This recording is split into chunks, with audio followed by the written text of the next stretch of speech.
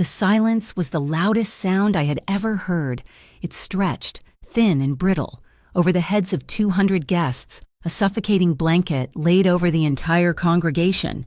It pressed down on my shoulders, heavier than the intricate, hand-sewn pearls of my wedding dress, a dress that suddenly felt like a Halloween costume, a cruel and elaborate joke I was the butt of. My price tag had been $4,000, and now I felt like a fool in cheap lace. My eyes burned, a dry, hot sting, but I refused to let the tears fall. I would not give them that satisfaction.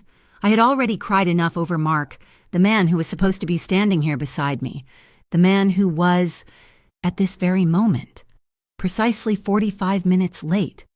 Or perhaps he was not late at all. Perhaps he was exactly where he intended to be, which was anywhere but here. Standing at the altar, alone, under the grand, unforgiving arch of the church, was a new kind of agony. The air, once filled with joyful anticipation and the expensive, cloying scent of $2,000 worth of white roses, now felt thick and heavy. It was curdling with pity and something sharper, something meaner. A cough echoed from the back pew. It was a single, nervous sound that seemed to rip through the fragile stillness. It shattered the held breath of the room, and then, as if a dam had broken, came the whispers. They started low, a sibilant rustle of silk and disapproval, like snakes moving through dry grass. He actually did it. I cannot believe he just left her standing there. Poor girl, how utterly embarrassing. Poor girl. I clenched my fists inside my white satin gloves, the delicate lace digging into my palms so hard I felt the sting. I was not a poor girl. I was a 30-year-old woman. I was a registered nurse, a good one. I was a mother. And apparently, I was the biggest fool in all of Chicago. My gaze dropped to the bouquet in my hands, lilies and baby's breath, trembling violently. I had chosen them with such care, imagining walking back down this very aisle with him, his hand in mine, our future stretching out before us. Now, the aisle looked impossibly long, a gauntlet of staring, pitying, judging eyes. The whispers grew louder, no longer hushed. They were morphing from sympathy to something uglier, something laced with a dark, schadenfreude-fueled amusement. I caught a snippet of high-pitched laughter from the groom's side, quickly shushed. Someone's aunt, probably. The one who had told me at the rehearsal dinner that I was lucky to be landing a man like Mark. The humiliation was a physical thing, a hot, creeping flush that started at my collarbone and raced up my neck, making my scalp prickle beneath the weight of the veil. I had to get out of here. I took one step back, away from the empty space where my groom should have been, then another. The heavy satin of the skirt swished around my ankles, a sound like a weary sigh of defeat. Each step was a lifetime. The organist had long since stopped playing, his hands hovering awkwardly over the keys, his face a mask of professional horror. The only sound was the mortifying shuffle of my own feet and the rising, shameless murmur of the crowd. They were not even trying to hide their gossip now. I felt their eyes on my back, 1,000 tiny, sharp needles. I kept my head high, or at least I tried to, focusing on the heavy oak doors at the end of the aisle. Just reach the doors, Ava. Just get out of this room. Then the murmuring stopped. It did not just fade, it ceased. It was cut off, clean, as if a switch had been thrown, plunging the entire church back into that deafening silence. The abrupt change was more shocking than the whispers. It made the hairs on my arms stand up, and a cold shiver traced its way down my spine, unrelated to the air conditioning. I paused, halfway down the aisle, a spectacle in white. I did not dare turn around, but I could feel it, a new presence. The entire atmosphere in the church had shifted, crackling with a sudden, tense energy. It was no longer just pity and mockery. This was something else. This was fear. A shadow fell over me, long and dark, blocking the afternoon light streaming from the stained glass window. A man had moved to stand directly in my path, blocking my escape. I slowly lifted my head, my neck stiff. He was tall, impossibly so, dressed in a black suit that looked like it cost more than my entire wedding. My dress included. It was not just expensive, it was tailored to perfection, outlining broad shoulders and a lean, powerful frame that seemed to hum with contained energy. His shirt was midnight black. No tie, the top 2 buttons undone to reveal the strong column of his throat. His dark hair was slicked back from his forehead, emphasizing the sharp, unforgiving, and brutally handsome lines of his face. He was beautiful, in the way a panther is beautiful just before it strikes. Dangerous. His eyes, the color of old whiskey and secrets, met mine. There was no pity in them, no amusement, just a flat, assessing, and utterly possessive intensity that made my breath catch in my throat. He looked like he owned the entire city, and he was not impressed with this small, sacred part of it. He was every inch a leader, radiating an aura of absolute, unquestionable control, a mafia boss. If I had ever seen one outside of a gritty television drama, he did not speak to me. He looked past me, his gaze sweeping over the crowd. He raised one hand, a casual, almost lazy gesture that nonetheless commanded the breathless attention of every single person in the room. The silence was absolute. I was certain I was the only person in the building who was still breathing. He brought his gaze back to me, holding me captive, pinning me in place with that look. Then, his voice. A low, resonant gravel that vibrated through the air and settled deep in my bones, cut through the silence. She is mine. It was not a request. It was not an explanation. It was a statement of fact, a declaration of ownership that echoed in the vaulted ceiling of the church, as binding as any vow. My mind reeled, short-circuiting. I had never seen this man before in my life. I would have remembered. Who was he? What was he doing? This was my wedding day, my day of ultimate public humiliation, and now this stranger was intervening. A collective gasp rose from the crowd, a single, unified sound of shock. I saw my mother in the front row, her face as white as my dress, her hand pressed to her chest. I saw Tasha, my best friend and maid of honor, her jaw hanging open, her bridesmaid's bouquet completely forgotten. The man kept his eyes locked on mine. He held out his hand. It was large, steady, unadorned except for a heavy, dark signet ring on his smallest finger. He was offering me a way out, an escape. I looked at his outstretched hand. I looked at the stunned, judgmental faces of the guests who had come here to see a wedding and were getting a circus instead. I looked back at the altar. Empty. Where my future was supposed to have been. Where I had been left like so much trash. Mark was gone. The wedding was over. My life as I knew it had just imploded in the most public, painful way imaginable.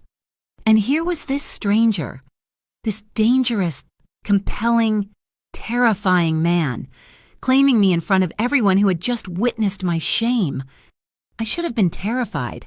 I should have screamed, or run in the other direction, or told him in no uncertain terms to leave me alone. But as I looked into his dark, unwavering eyes, the strangest thing happened. The burning humiliation that had threatened to consume me began to fade. The knot of panic in my chest, the one that had been tightening for the last hour, loosened, just a fraction. I did not understand why he was here. I did not know what he wanted or what his proclamation meant. But in that surreal moment, standing there in the ruins of my life, I felt something I had not felt in a very, very long time. Safe. My hand, still trembling inside its satin glove, lifted, ignoring the fresh wave of gasps, ignoring the sheer, undeniable insanity of the moment. I placed my fingers in his. His grip was immediate, firm, and incredibly warm. It was instantly grounding. He did not tug or pull. He simply enclosed my hand in his, a silent, powerful promise. He turned, his hand still holding mine, and began to walk toward the doors. He moved with an unhurried, predatory grace, and the crowd parted for him like the Red Sea. I walked with him, the train of my ridiculous dress trailing behind us like the ghost of a life that would never be. The whispers started again, but they were different now. No longer mocking. They were shocked, confused, and deeply, deeply fearful. We reached the heavy oak doors.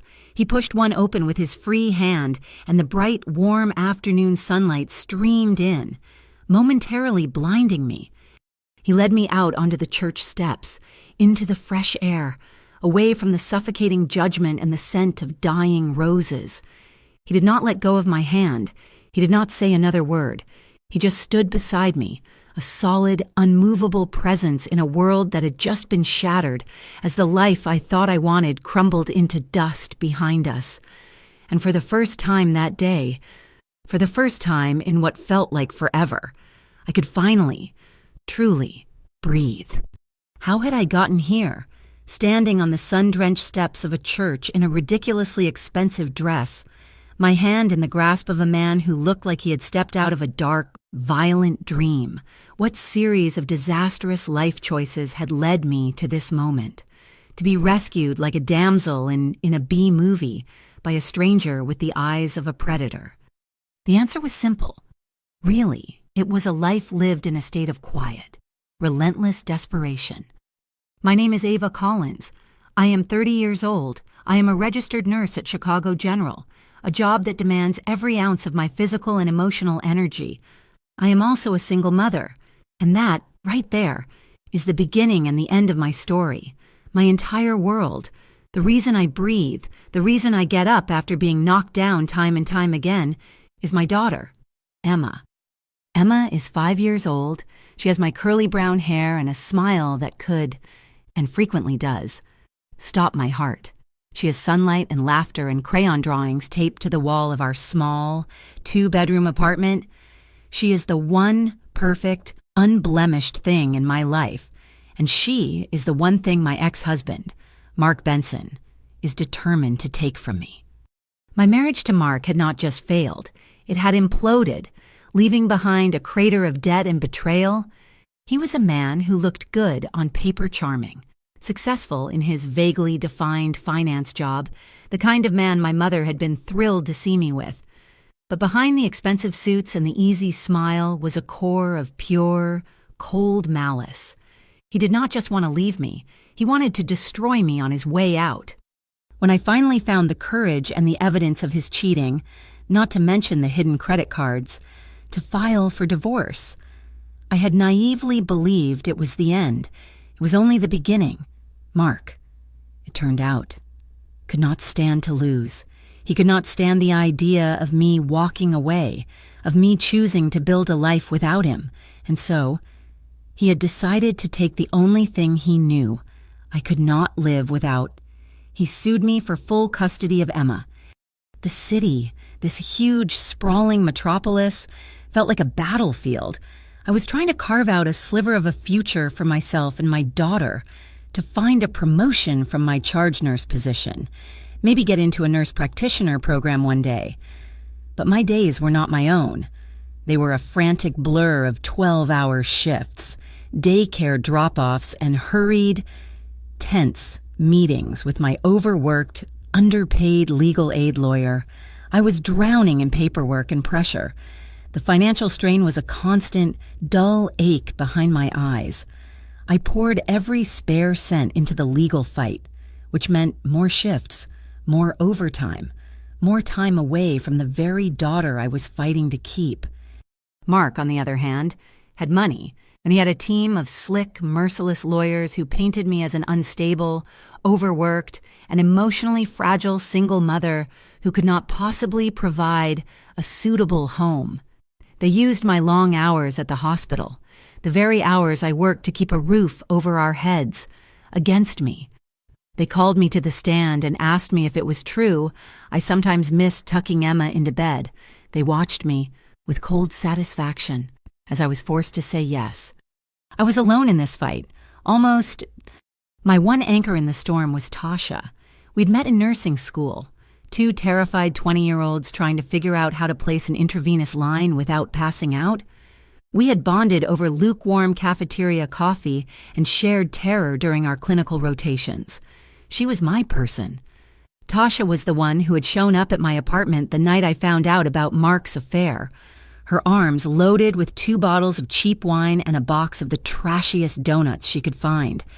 She had held me while I shattered, and then she had helped me, piece by piece, put myself back together.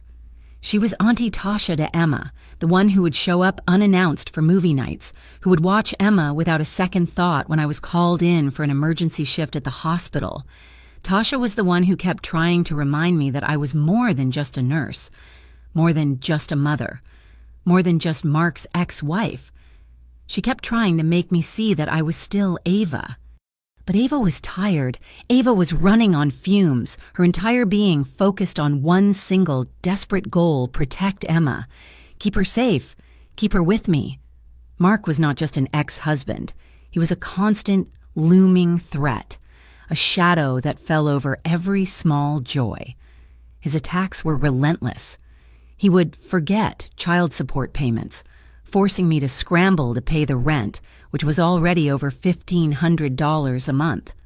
He would schedule supervised visits and then cancel at the last minute, leaving Emma in her party dress, her face crumpling in disappointment, asking me why Daddy did not want to see her again. That was why I had said yes to Robert. Robert, the man who was supposed to be waiting for me at the altar. Robert, the man who had not shown up. He was a doctor at the hospital, kind, stable, and, I had thought, reliable. He was everything Mark was not. He was safe, or so I had told myself. He had proposed after only 6 months. A whirlwind romance fueled more by my desperation than any real, deep-seated passion. I had convinced myself that it was the smart move. Marrying Robert would mean stability. It would mean a second income. It would mean a partner, another adult in the house. It would mean that in court. I would no longer be the struggling single mother. I would be a respectable, married woman with a doctor for a husband. I had been trying to build a fortress to protect my daughter, and I had used this wedding as the final, reinforcing wall. I needed to win this custody battle. I needed to put an end to the fear that choked me every time I looked at my sleeping daughter's face. The fear that, one day, a judge would bang a gavel and decide that Mark's money was more valuable than my love. That was my motivation. That was my only goal. And now, that wall had not just been breached, it had been publicly, spectacularly demolished, leaving me more exposed and vulnerable than ever. Standing on those church steps, I should have been thinking about Robert. I should have been wondering where he was, what had happened. But as the breeze, cool for a June afternoon, rustled the ridiculous, expensive lace of my veil, I was not thinking of him at all. I was thinking of the mountain of legal bills on my kitchen counter. I was thinking of the custody hearing scheduled for next month, the one my entire future, Emma's future, depended on.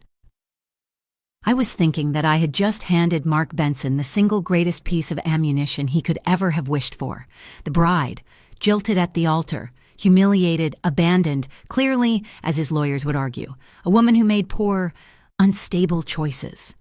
My hand was still in the stranger's grasp. His skin was warm, his grip unyielding. He had claimed me, and I, in my desperation, had just walked out of that church with him. A man I did not know. A man who radiated an authority that was so far beyond my understanding. It felt like it was from another world. It was the single most reckless, insane thing I had ever done in my life. And yet, his hand was the only solid thing I had to hold on to. The bright sunlight was a physical assault after the cool, dim light of the church. I blinked, my eyes watering, the world outside seeming too loud, too sharp. The grip on my hand was the only thing that felt real. This man, this stranger, had not let go. We stood on the top step, poised between the disaster behind us and an unknown, terrifying future. I could feel the eyes of the wedding guests who had begun to creep out of the church doors, staring at us. Then, a new voice sliced through the stunned silence. A voice I knew too well, a voice I despised. "Ava?" It was sharp, grating, and full of a smugness that turned my blood to ice. I flinched. A reaction so ingrained it was automatic. My head snapped toward the sound. Mark Benson, my ex-husband. He was striding up the sidewalk, not a guest, but an invader. He was dressed in a sharp, expensive-looking suit, his blonde hair perfectly coiffed. He must have been watching, waiting, lurking somewhere nearby, just waiting for the perfect moment to strike. He had a smile on his face, a cruel, triumphant smirk that widened as he took in the scene. He saw me, in my $4,000 dress, a bride with no groom. "Well, well," he said, his voice dripping with false sympathy as he reached the bottom of the steps. "This is a new low, even for you, Ava. Stood up at the altar. I almost feel sorry for you." "Go away, Mark," I whispered, my voice trembling with a rage so profound it almost choked me. "You are not welcome here."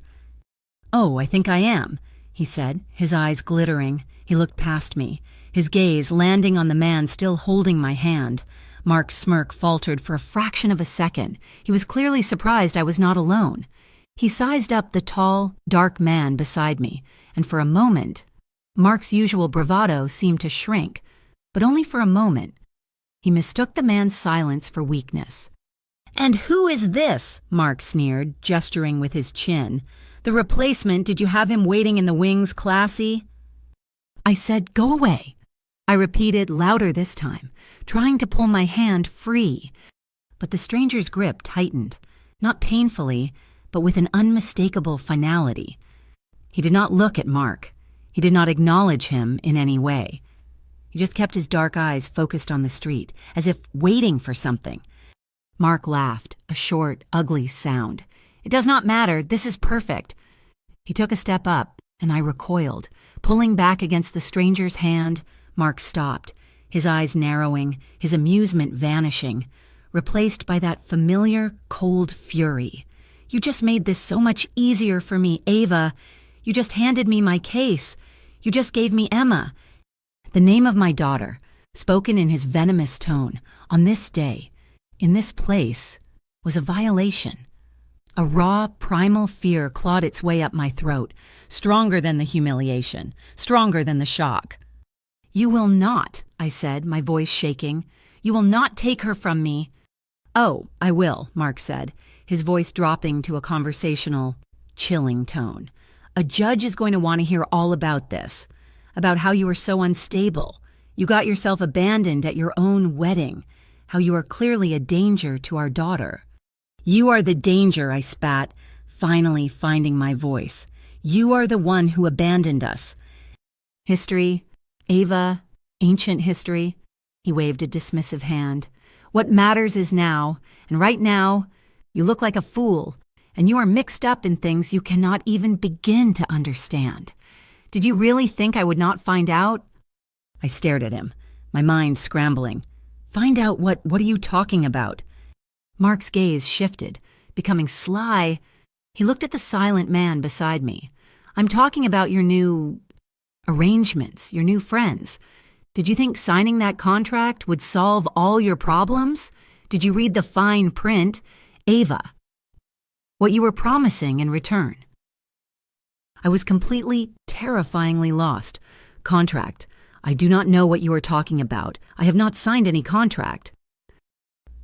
"Do not lie to me," Mark suddenly roared, his face turning a mottled red. He lunged up the steps, and I cried out, stumbling backward. Before I had even registered the movement, the stranger was no longer beside me. He was in front of me. He had moved with a speed that was almost invisible, a fluid, deadly grace. He was a solid wall of black tailored wool, completely shielding me from Mark. He had not raised his hands. He had not made a sound. He simply existed, an immovable object of pure menace. Mark stopped dead. Halfway up the stairs, his angry rant dying in his throat, he was shorter than the stranger, and from this angle, He was forced to look up. The hunter had suddenly become the prey. "You," Mark breathed, and the color drained from his face. All the false bravado, all the smug superiority evaporated. He was looking at the man in front of me with a dawning, sickening horror. I should have known. "It is you, Raldi. You are Dominic Raldi." The name meant nothing to me, but it clearly meant everything to Mark. "My God!" "Ava," Mark whispered, his eyes wide with genuine terror, not for himself, but at what he was seeing. "Do you even know who he is? Do you know what you have done, that contract? You claim you did not sign, you just sold your soul. Ava, and you just lost your daughter for good." "What contract?" I demanded, my voice a high, thin wail. I pushed at the stranger's back. "What is he talking about? Who are you?" Dominic Raldi did not turn. He did not look at me. He kept his attention focused entirely on Mark, who was now trembling, his face pale and sweaty. When Dominic Raldi finally spoke, his voice was the same low, gravelly rumble I had heard in the church, but it was no longer neutral. It was arctic. It was the sound of a closing door, a final judgment. "You," he said, and the single word vibrated with such cold authority that Mark visibly flinched. "You will never speak her name again. You will never speak her daughter's name again. You will remove yourself from this sidewalk, and you will forget you ever saw us. Your business with this woman," he paused, "is concluded."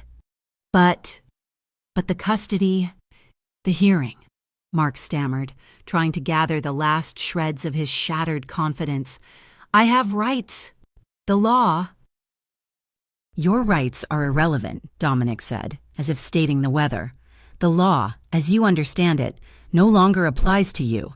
You are a loose end, and He tilted his head, a gesture that was terrifyingly casual. "Despise loose ends. Leave now."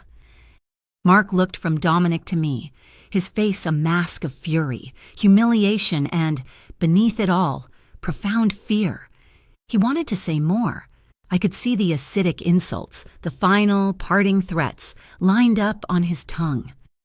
But he looked back into Dominic Raldi's dark, whiskey-colored eyes, and whatever he saw there broke his nerve completely. He said nothing. He simply turned, scrambling down the steps so quickly he nearly tripped, and all but ran down the street, not looking back. He disappeared around the corner, a bully vanquished, a coward exposed. The street was silent again, except for the sound of my own ragged breathing.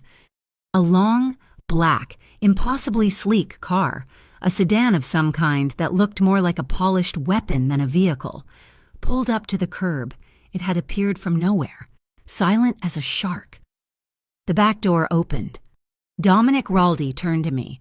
His face was unreadable, impassive. He had just detonated a bomb in the middle of my life, exposed a threat I did not understand, and dismissed my ex-husband as if he were a fly. And he was still holding my hand. "Contract," I whispered, the word tasting like ashes. What contract was he talking about? "You're asking the wrong questions," he said, his voice flat. He tugged gently on my hand. "We are leaving." "Leaving? Leaving where? Who are you? What did Mark mean? What is happening?" The panic was back, cold and sharp, but this time it was different. It was not just humiliation. It was a new, terrifying dread. I was in the deep end now, and I could not feel the bottom. "You can stand here on the steps in this dress and wait for the reporters your groom's family has undoubtedly called," he said, his voice devoid of emotion. "Or you can get in the car. You can be safe." "Safe?" I almost laughed, a hysterical sound bubbling in my chest. "You call this safe? A man just ran away from you in terror. My ex-husband thinks I signed a contract with you. You are Mafia." It was not a question. The expensive suit, the aura of power, the name Raldi, the instant, paralyzing fear he inspired, it all clicked into place. He did not deny it. He just stared at me, his patience, which I sensed was a very finite resource, clearly wearing thin.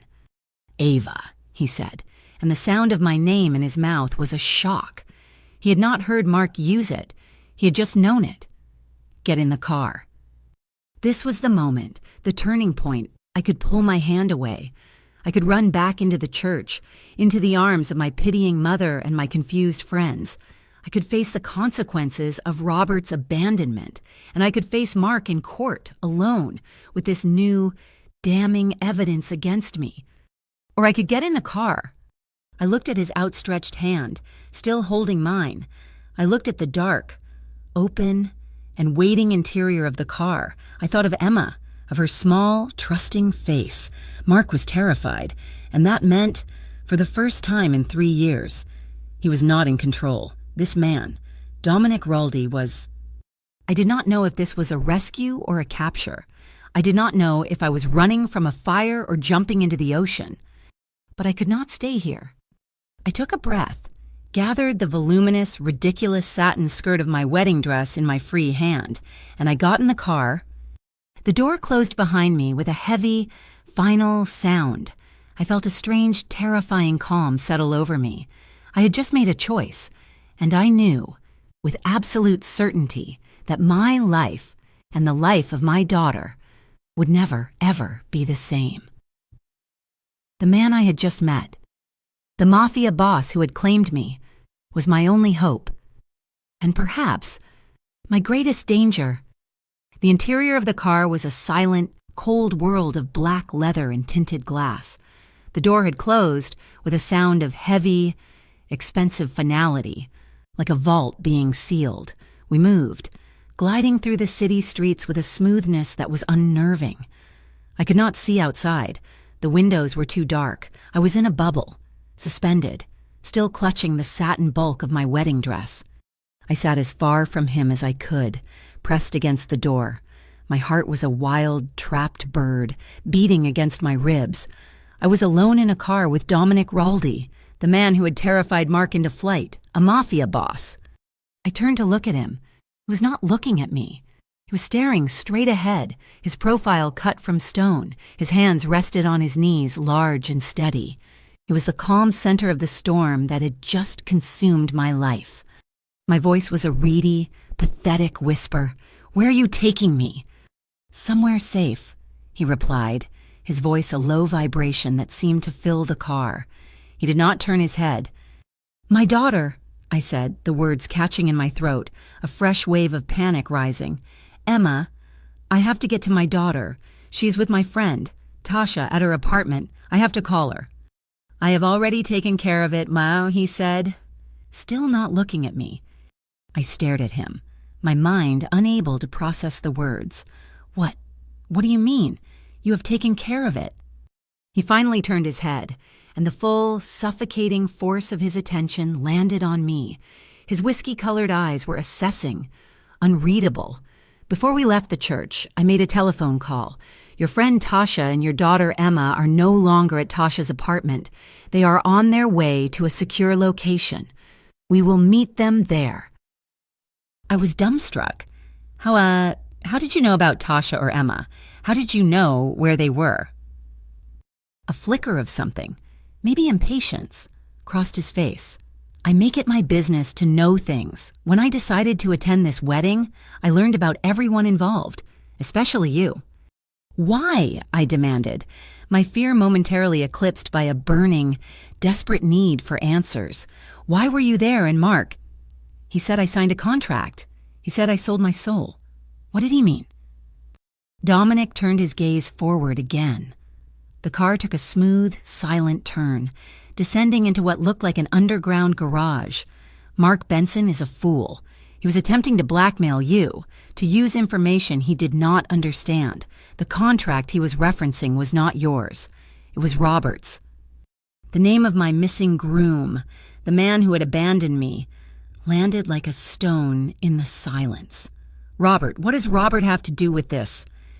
"Your fiancé," Dominic said, and the word fiancé sounded like an insult on his tongue, "had a significant gambling problem. He owed a great deal of money to people who do not tolerate late payments, people I know." The car stopped. A man in a dark suit, built like a refrigerator, opened the door from the outside.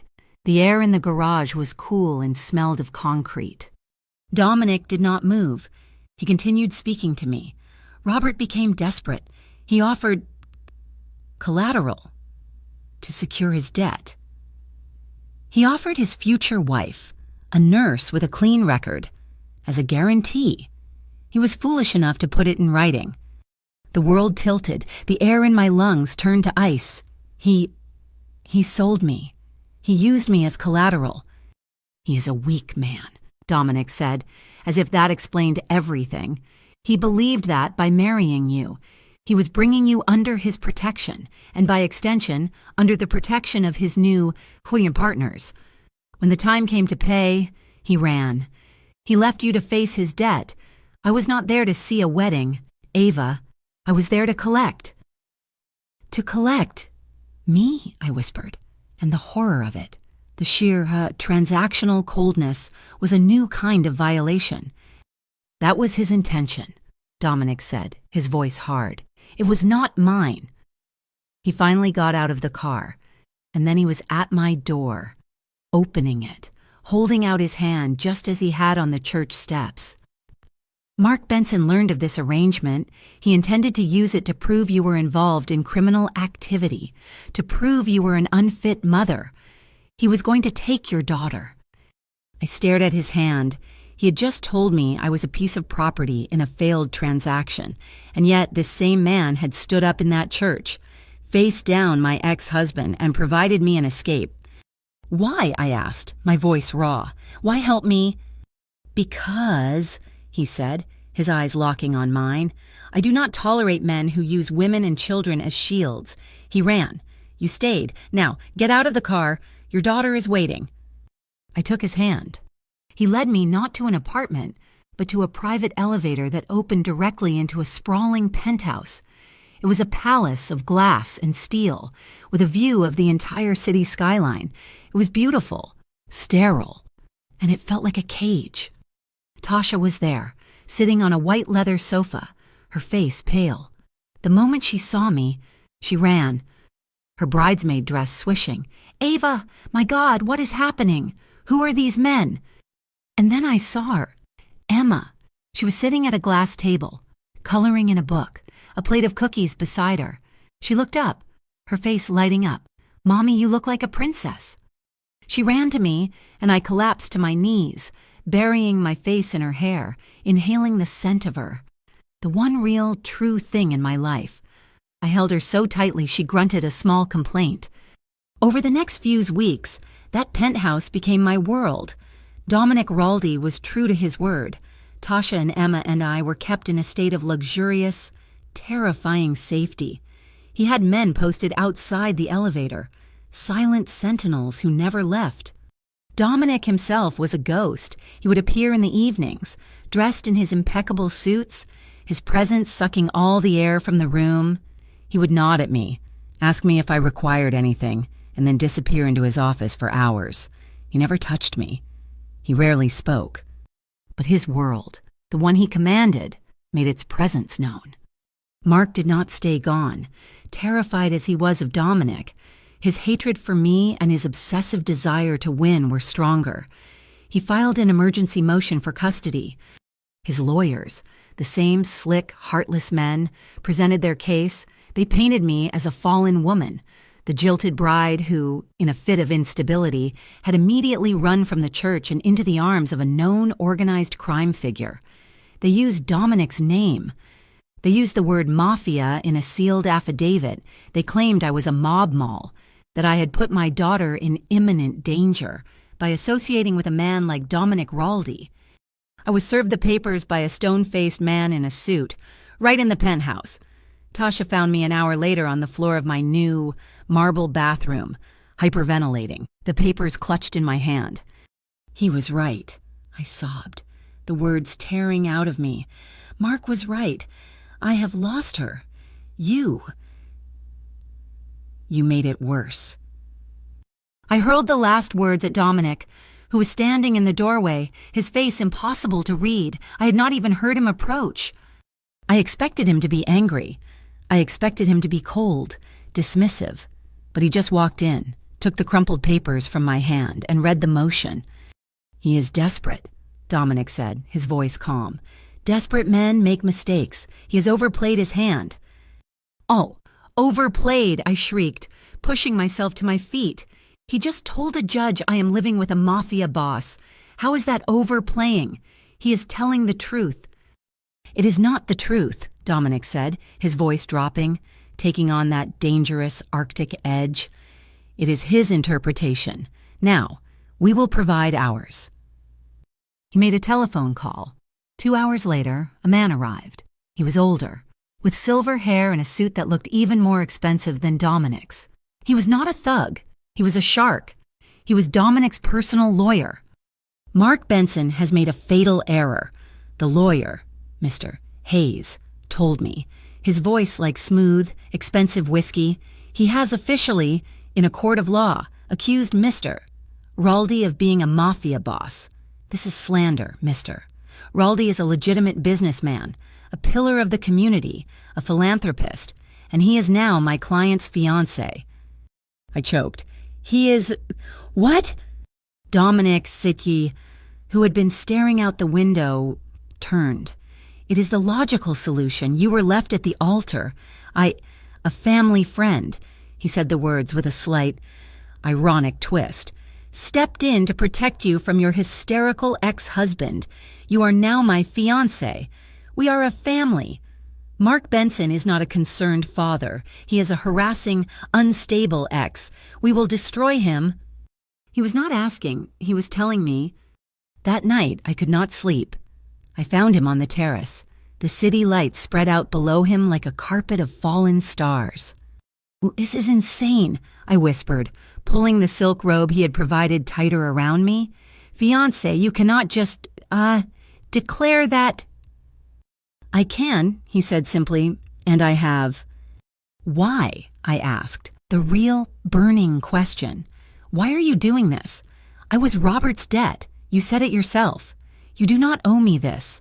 You are putting yourself in the middle of my mess." He turned to me. The wind was cool, tugging at his dark hair.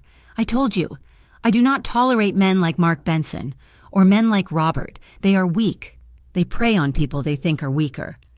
He took a step closer, and my heart hammered. "But you are not weak, are you, Ava? You are a nurse. You are a mother. You have been fighting him alone for years. You are a warrior. You just needed a new shield."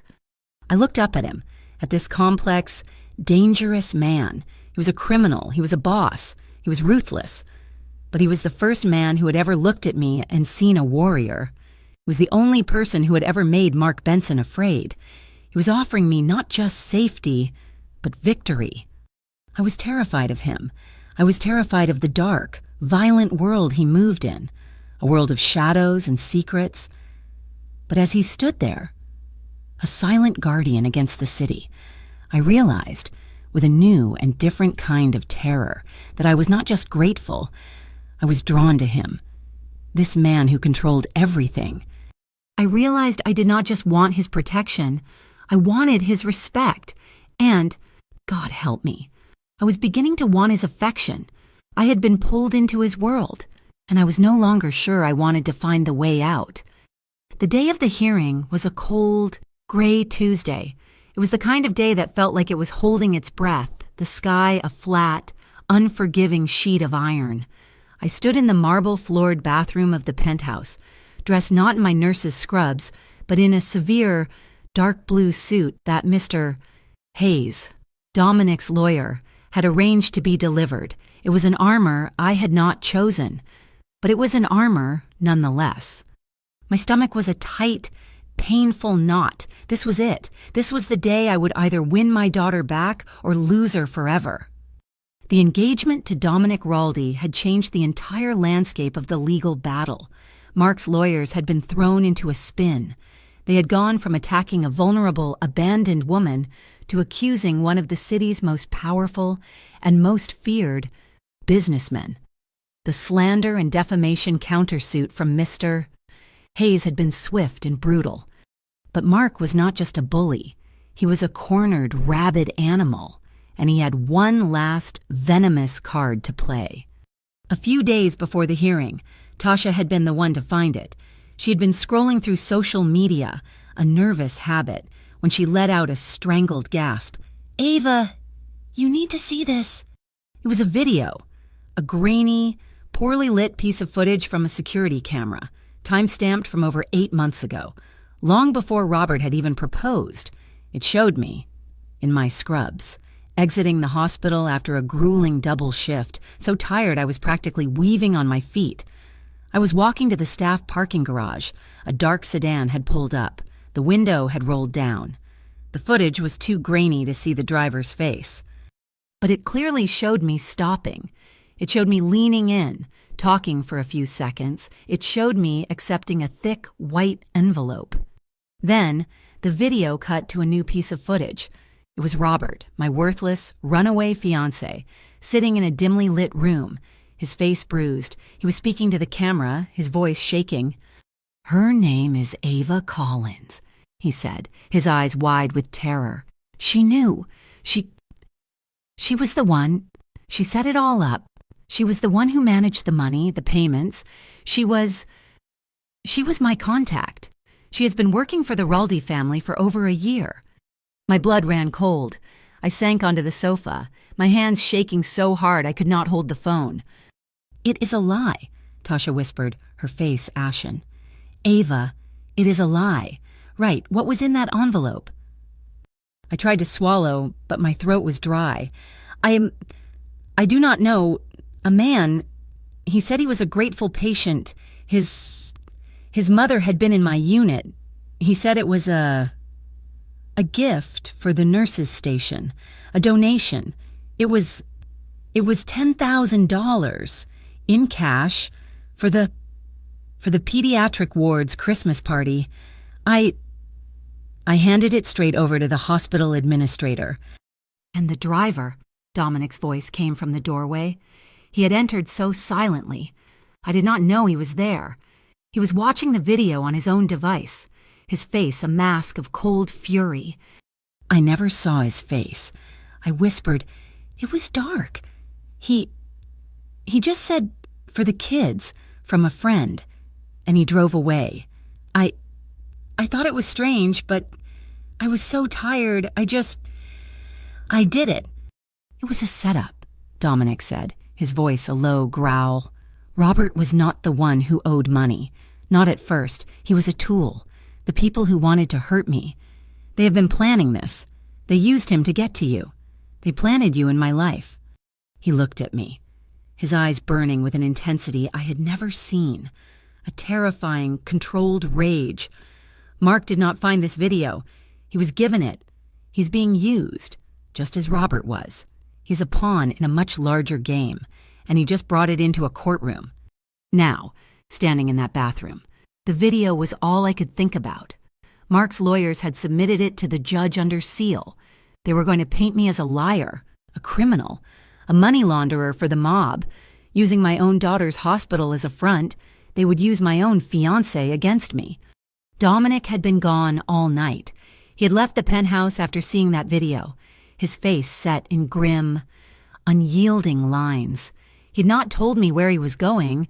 He had simply paused at the door, turned, and said, "It ends today. I will not let them use you. I will not let him win." His words had been a vow, but they had sounded like a threat, a promise of the violence that lurked just beneath his civilized, tailored surface. I met Mr. Hayes in the lobby. He was impeccable, calm. "Ava," he said, his voice reassuring. "Today will be difficult, but we are prepared. Do you have any questions?" "Where is he?" I asked, my voice barely audible. "Where is Dominic?" "Mr. Raldi is attending to a separate but related matter." "Mr. Hayes said, his expression giving nothing away. "He will be here. Do not worry. He will not let you face this alone." We walked into the courtroom. It was a private, sealed hearing, no press, just me, Tasha in the front row, Mark and his team of lawyers. Mark looked terrible. His face was pale and puffy, and he had a tick in his left eye. He looked like a man who had not slept in days. He looked terrified. When he saw me, his expression was not triumphant. It was a strange, pleading look. The judge, a stern older woman named Judge Alani, entered.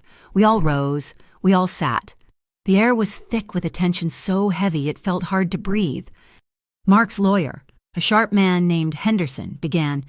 He laid it all out, the jilting, my immediate shacking up with a known underworld figure. And then he played his ace. Your Honor, we have new evidence.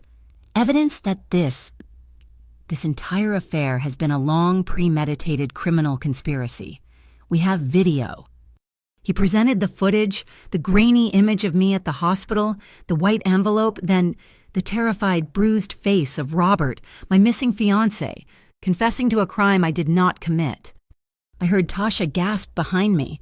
I felt the judge's eyes on me, cold and appraising.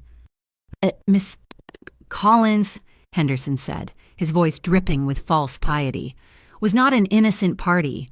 She was a willing participant, a money runner for the Raldi organization, and she now lives with the boss. We contend that Emma Benson is not just in a dangerous environment. Your Honor, we contend she is in a criminal environment. We ask for immediate, sole custody to be granted to her father. My world was shrinking. The room was closing in. It was a lie. All of it, a dark, twisted lie built from a kernel of truth. I looked at Mark. He was staring at his hands, his knuckles white. He would not look at me. He had done this. He had brought this ruin upon me, all because he could not stand to lose. Mr. Hayes, the judge said, her voice flat. Your response. Mr. Hayes stood up, calm as ever. Your Honor, this is a desperate, slanderous, and frankly, pathetic attempt to defame my client. The video of Miss Collins at the hospital shows her accepting a charitable donation, which hospital records, provided in our brief, will confirm was turned over to the administrator in its entirety that very night. As for the testimony of Mr. Robert Davidson. It was at that moment that the courtroom doors opened. Every head turned. Dominic Raldi walked in. He was not alone. He was flanked by two of his silent, suited guards, and between them was Robert, my missing fiancé. He was not the bruised, terrified man from the video. He was clean, shaven, and wearing a new suit. But his face was a mask of waxy, absolute terror. He looked at me, his eyes pleading, and then he looked away, his gaze fixed on the floor. Dominic did not look at me. He walked to the front of the courtroom, his presence dominating the space. He stopped in front of the judge's bench. Right, Your Honor, he said, his voice that low, commanding rumble. My apologies for the interruption. I believe my employee now has something he needs to say. He has a new affidavit he would like to submit. Henderson was on his feet, sputtering. Your Honor, this is an outrage. It is intimidation. This man is the defendant in my client's claims. The judge banged her gavel. Silence, Mr. Henderson, Mr. Raldi. What is the meaning of this? The meaning, Your Honor, Dominic said, his voice cold, is that this man, Robert Davidson, was coerced into making a false statement. He was held against his will by Mr. Benson. The courtroom exploded. Mark leaped to his feet. That is a lie. A lie. He works for him. Mr. Davidson, the judge asked. Her eyes narrowed, her voice like steel. Is this true who held you? Robert was shaking, his entire body trembling. He looked like he was going to be sick. He looked at Mark, at his own lawyer, and then he looked at Dominic. Dominic just watched him, his face impassive, but his eyes were a promise. A promise of what? I did not know. It was him, Robert whispered, pointing a shaking finger, not at Dominic. At Mark. He found me, Robert stammered. Mark, he found me at my cousin's house. He and some other men, they beat me. They told me. They told me what to say. They said, Dominic Raldi would kill me if I did not. They said he was a monster. They filmed me. Mark said it was the only way to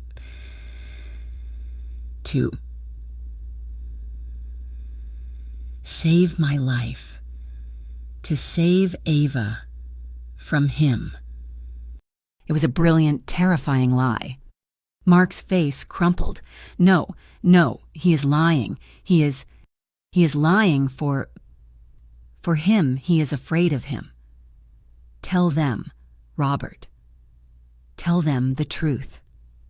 I am telling the truth, Robert cried, and this time his tears looked genuine. He threatened me. He said he would ruin me. He said he had already. Robert looked at Dominic, his face a plea for mercy.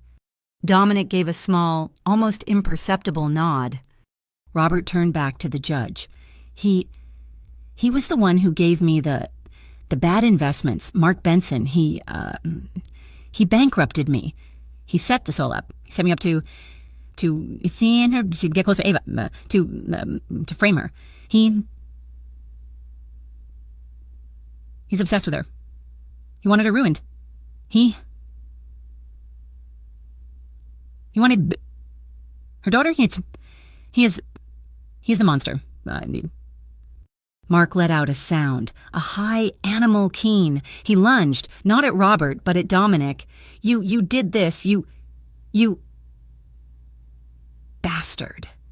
Dominic did not even flinch. His two guards intercepted Mark, catching him in midair, and slammed him back into his chair with a force that knocked the wind out of him. He sat there, sobbing, broken, a pathetic, ruined man.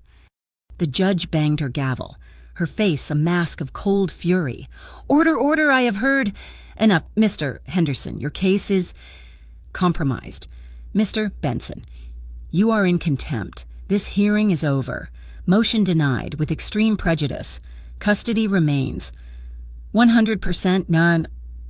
With Miss Collins, Mr. Benson's visitation rights are suspended, pending a full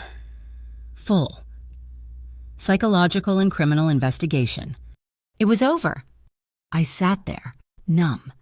Tasha was crying behind me, her sobs of relief echoing in the suddenly silent room.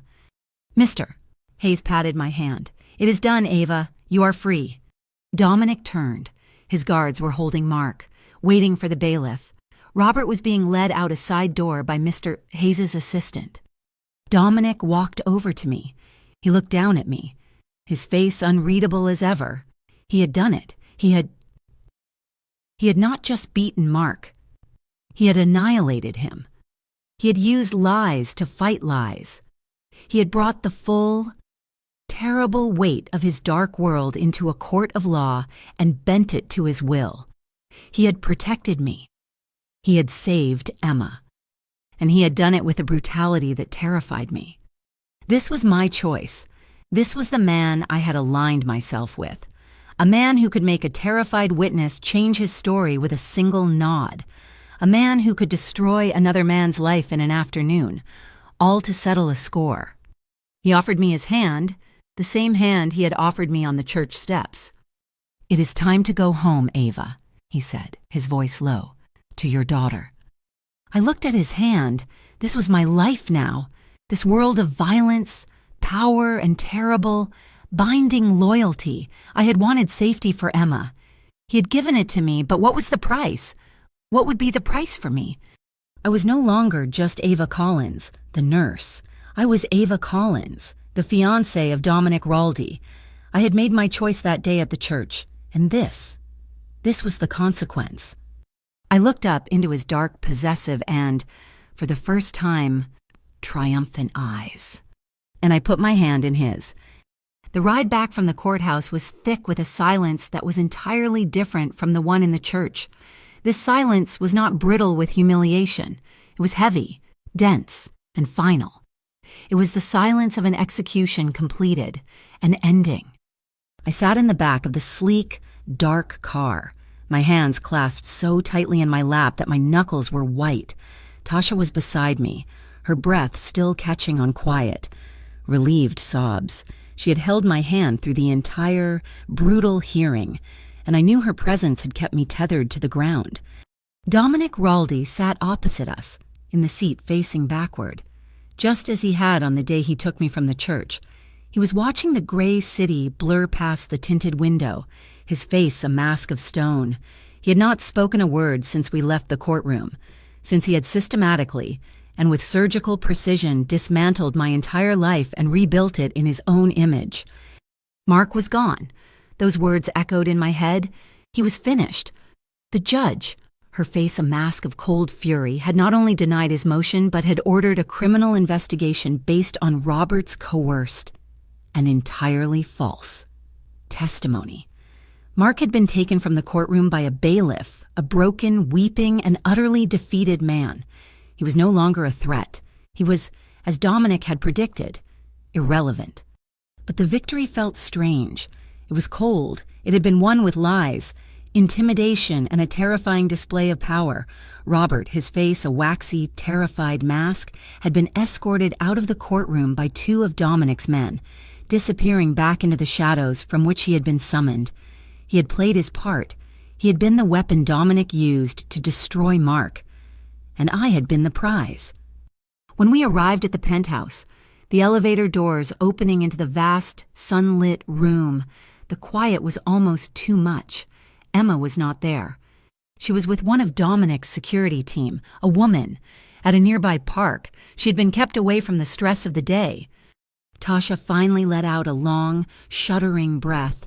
She rushed forward and pulled me into an embrace so tight it ached. "You are safe?" she whispered, her voice thick with tears. "Ava, oh my God, you are finally, truly safe. He cannot ever hurt you again." She pulled back, her eyes landing on Dominic, who was standing by the floor-to-ceiling windows, looking down at the city. Tasha's expression was one of profound gratitude, but it was also layered with a deep, new fear. She was my best friend, but she was an outsider to this world. She had just seen what this man was capable of.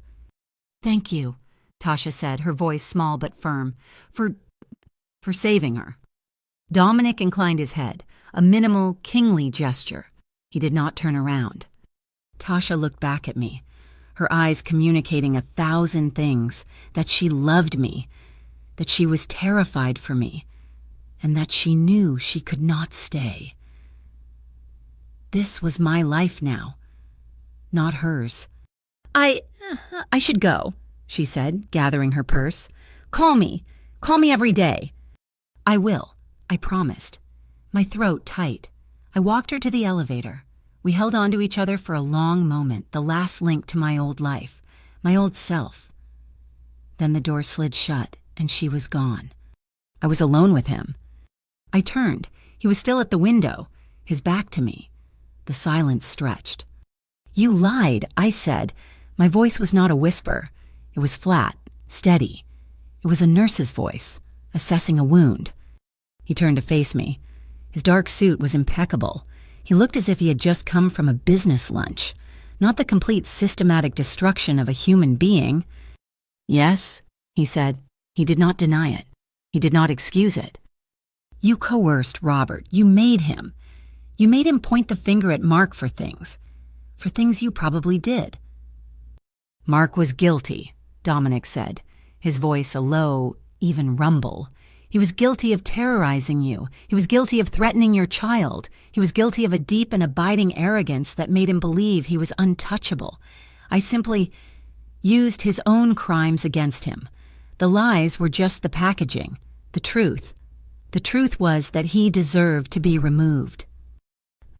"That is not how the law works," I whispered, the old, naive Ava making one last, desperate stand. "It is how my world works," he said. He took a step toward me, and I held my ground. "I told you I would protect you. This is protection. Mark Benson will not be a problem again. He's facing multiple charges. Charges my lawyers will ensure the district attorney prosecutes to the fullest extent. He will lose his money. He will lose his reputation. He will, for a time, lose his freedom. He will never again have the power to file a motion, to make a threat, to even speak your daughter's name. He stopped, standing only a foot from me. I had to tilt my head back to look him in the eye. I made you a promise. Ava, he said, his voice dropping, becoming something more than just cold. It was possessive. I keep my promises. I had a choice. I could have made Mark Benson disappear. I could have had Robert Davidson silenced permanently. That is the traditional solution. It is faster. It is cleaner.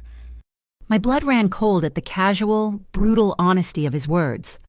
But, he continued, his gaze holding mine, that would not have solved your problem. It would have created new ones. You would have spent your life looking over your shoulder. The police would have asked questions. The custody case would have remained open. You would not have been free. I chose to face him where he was strongest, in his own arena. I chose to use his own weapon, the law, against him. I beat him at his own game, in the light for the world to see. He said it with such conviction, such absolute certainty. He had not just chosen to use the law, he had chosen to pervert it, to bend it to his will, to show me and to show the world that even their most sacred institutions were no match for his power.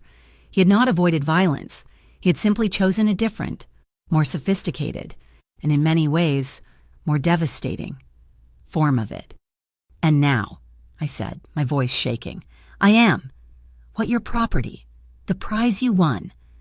For the first time, a flicker of genuine emotion crossed his face, surprise, and something else, something dark. You are not a prize, Ava, he said, his voice dangerously soft. He reached up, his fingers brushing a strand of hair from my face. His touch was electric, and I flinched, but I did not pull away. You are my fiancée. You are the mother of your child, and you are under my protection. That is all. But it was not all. I knew it. He knew it. The weeks that followed were a surreal dream, the constant background static of fear that had been my life for 3 years.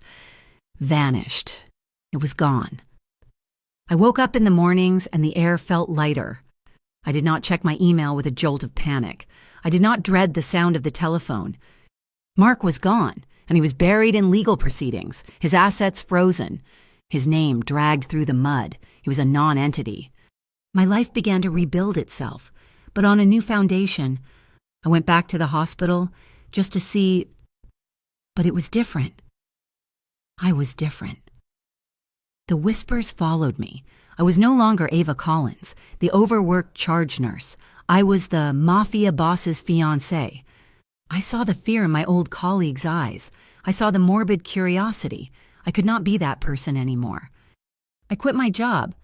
I thought Dominic would be pleased. He was not. You are a healer, he said, finding me on the terrace that night. It is who you are. You cannot stop. I cannot be that person anymore, I said, turning away from him, looking at the city that now felt like it belonged to him. Because of you.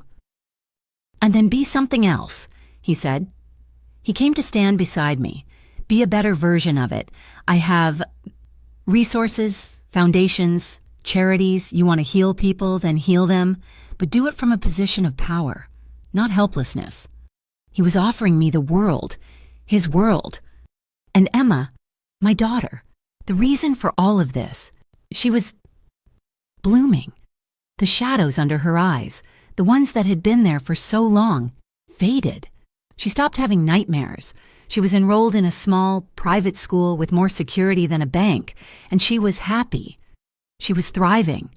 She was, for the first time in her life, completely and unequivocally safe. I watched her one evening, curled on the expensive rug, drawing, a small, contented hum in her throat. Dominic was in his office, his voice a low, inaudible murmur behind a closed door. The world was still violent. It was still dark. But in this one, vast, glass-walled room, we had found a strange, impossible peace. Emma was protected. I was rebuilding. Mark was gone. This was the aftermath. This was the life I had chosen, or the life that had chosen me. The fear was gone, but in its place was something far more complex, a gratitude that was tangled up with a deep, unsettling dependence, a safety that was bought and paid for by a power I was still terrified of. I had found my peace, but it was a peace forged in the shadow of a dark king. The penthouse was no longer a cage, it had become a fortress, and in the 3 months that had passed since the day in court, it had, astonishingly, become a home. The silence that had once felt so sterile and cold was now a comfortable quiet, filled with the small, ordinary sounds of a life being lived. The click of Emma's crayons as she dropped them into her art box, the low hum of the city, now a backdrop, not a threat, the sound of my own steady breathing. The fear was gone. It had been such a constant companion for 3 years, a cold stone in my stomach, that its absence felt like a physical lightness. I woke up in the morning, and my first thought was not of Mark, not of lawyers, not of losing my daughter. My first thought was of the coffee brewing, of what Emma would want for breakfast. I had found my peace. Emma was the heart of that peace. She was a different child. The haunted, anxious look that had shadowed her small face was gone, replaced by the easy, bright laughter of a 5-year-old who knows she is safe. She adored Dominic. He was, to her, a quiet, tall giant who would appear in the evenings and listen, with a solemnity she found hilarious, to her detailed explanations of her drawings.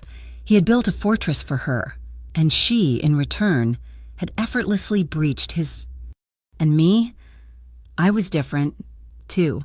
I had taken Dominic's advice. I was no longer a hospital nurse, a target, a victim. With his resources, I had opened a free pediatric clinic in a neighborhood that desperately needed one. I was healing children, not as an overworked, underpaid employee, but as a director.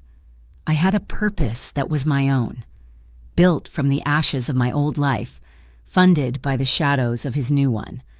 I was a warrior, as he had called me, just one with a stethoscope instead of a gun. My relationship with Dominic had settled into a strange, undefined domesticity. He was the dark, unmovable center of our new world. He was my fiancé, a title that had been a legal strategy, but now hung in the air between us, unspoken, undefined. He was a protector. He was a provider. He was, in all ways, a man of profound and terrifying responsibility. And I realized, with a clarity that was both thrilling and frightening, that I was in love with him. I had not fallen for his power or his money. I had fallen for his steadiness, for the way his eyes, those dark, whiskey-colored eyes, would soften when he looked at Emma, for the way he had seen me, truly seen me, on the day of the wedding, and not seen a victim, but a fighter. He was a man from a world of darkness, but his heart, the one he kept hidden behind walls of tailored wool and cold authority, was warm, and it was, in its own fierce, uncompromising way, true. I found him on the terrace one night. The autumn air was crisp, the city lights glittering below us like a sea of diamonds. He was watching the city, but he looked tired, a bone-deep weariness I'd only seen glimpses of before. I came to stand beside him, pulling my robe tighter. "You gave me my life back, Dominic," I said, my voice quiet in the vastness of the night. "You gave me back my daughter." He did not look at me, but his voice was a low rumble. "You were never mine to give. Ava, I just removed the obstacles." "This engagement," I said, my heart suddenly beating hard against my ribs. "It was for the court, a lie to save me."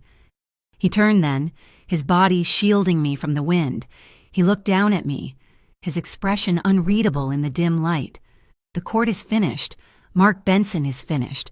But you are still here." "I'm still here," I agreed, my voice barely a whisper. "Is it a lie, Ava?" he asked, and there was a raw, unguarded quality to his voice I had never heard. "For you." I took a breath. I was no longer the woman left at the altar. I was not a victim. I was not his property. I was his partner. No, I said, it is not a lie. Not anymore. He searched my face, looking for something. Whatever he found seemed to satisfy him. He raised his hand, the one that had held mine as he led me from the church, and he touched my face. His fingers were calloused, warm, his touch surprisingly gentle. I did not, he began, his voice rough. I did not plan for this. For you, for your daughter. You were a complication, a debt to be settled. And now, I breathed, leaning into his touch.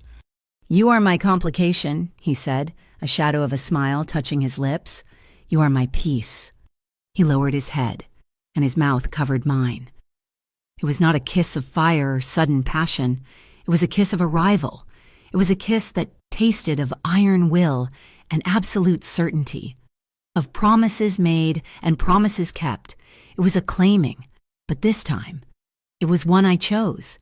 It sealed the vow we had made in silence, in the courtroom, in the quiet nights in this fortress in the sky. I was his. He was mine. We had found our resolution. The peace lasted for 2 more weeks. It was shattered on a Thursday. I came home from the clinic, happy and tired, to find the penthouse silent. Emma was not in the living room. Her art supplies were packed away. I found Dominic in his office, and he was not alone. 2 men I did not recognize, were with him. They were older, dressed in severe, dark suits, and they radiated an aura of old world power that made my Dominic, seem young. They looked at me with cold, assessing eyes. Leave us, Ava, Dominic said, his voice flat, his face set in stone. He did not look at me. I did not move. Where is Emma? She is safe, he said, his eyes flicking to mine, a silent warning. Go to your room. We are finishing. The men stood. They nodded at Dominic, not with the deference of his guards, but with the measured respect of equals or superiors. The decision is made, Dominic, one of them said, his voice accented, heavy. You chose the public way. You brought her into the light. This is the consequence. The family cannot be exposed. You fixed one problem, you created a new one. She is not the problem, Dominic said, his voice a low, deadly growl. She is the reason for the problem, the other man said. You broke the code. You changed. You used the American courts like a common man. You showed them weakness. You showed them your weakness. They walked past me, their cold eyes dismissing me. The door closed, and we were alone. I stared at him. Who were they? What did they mean? I am the reason. Dominic raked a hand through his hair, a gesture of frustration so human it startled me. He looked, for the first time since I had met him, truly lost. They are my family, he said, his voice heavy. The men who sit at the head of the table. The men I answer to. Answer to, I thought? I thought you were the boss. I am the boss of this city, he said, while walking to the window. They are the bosses of the world, the ones who set Robert in your path, the ones who were testing me, to see if I was still loyal, or if I had become soft American. The blood drained from my face. They were the ones who set this all in motion, not just to hurt Robert, but to get to me, to test you. Yes, he said. They did not care about Mark. They used him. They used Robert. They used you. They put you in front of me to see what I would do. And I did the one thing I was not supposed to do. What? I whispered. I chose you, he said, turning to me, his eyes burning with a dark, terrible fire. I chose you over the family. I chose to protect you, in the light, where they could see. I chose to change. And that they cannot forgive. What do they want? I asked, my voice trembling. They want me to fix it, he said. They want me to remove my weakness. They want me to, give you up, to send you away, to prove my loyalty. And if you do not? He looked at me, and in his eyes I saw the warrior I had fallen in love with, the cold, ruthless boss. But this time, his fight was not for me. It was with me. Then it is a war, he said, his voice soft. Not against a pathetic bully like Mark, a war against my own blood, a challenge greater than anything I have ever faced. He had not just been protecting his new family, he had been challenging his old one. The end of one battle was just the beginning of a new, far deadlier one. The plot twist was not that someone was coming for us, it was that they had been here all along. He walked to me, pulling me against his chest, his arms a steel band around me. I was no longer a complication. I was the fuse. "This is my world, Ava," he whispered into my hair. "This is the true cost. Are you ready?" I thought of Emma, safe, asleep, blissfully unaware. I thought of the life I had, the peace I had found in his arms. I was not the woman he had found at the altar. I pulled back, just enough to look him in the entry level. "You are my family, Dominic," I said, my voice as steady as his. "I am not your weakness. I am your strength. Let them come." His dark eyes held mine. The future was a terrifying, unknown shadow. This new chapter was far darker, the challenge far greater. But as he leaned down to kiss me, I knew we were not at an end. We were at the beginning, and we would face it together. Thank you so much for listening to my story. I am so curious to know where you are listening from. So please leave a comment and let us know what part of the world you are in so we can all connect and share our thoughts. If you enjoyed this, please subscribe to my channel, Mafia Boss Stories, and like this video. And if you really want to show your support, please hit that hype button so this story can be heard by even more people.